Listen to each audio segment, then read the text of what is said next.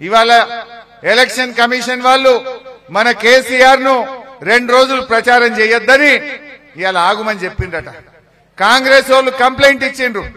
కేసీఆర్ మమ్మల్ని వడగళ్లు పడ్డ రైతులకు, పంటలు ఎండిపోయిన రైతులకు పైసలు ఇవ్వని అడుగుతుండు, మా మీద గట్టి కొట్లాడుతుండని కాంగ్రెస్ వాళ్ళు కంప్లైంట్ చేస్తే కేసీఆర్ ను 2 రోజులు ప్రచారం ఆపమన్నారట. నరేంద్ర మోడీ గారేమో మత విద్వేషాలు రెచ్చగొడితే అది ఎలక్షన్ కమిషన్ కు కనబడది. రేవంత్ రెడ్డి గారేమో ఆయన రకరకాల కులాల మధ్య చిచ్చు పెట్టి ఇష్టం వచ్చినట్టు బూతు మాటలు మాట్లాడితే ఎలక్షన్ కమిషన్ ఆయనను ఆపది. కానీ కేసీఆర్ రైతులకు 2 లక్షల మాఫీ ఎప్పుడు చేస్తావు? గా రైతులు పంటలు ఎండిపోయినాయి, వాళ్ళకి ఎకరానికి 25,000 ఇయ్యి.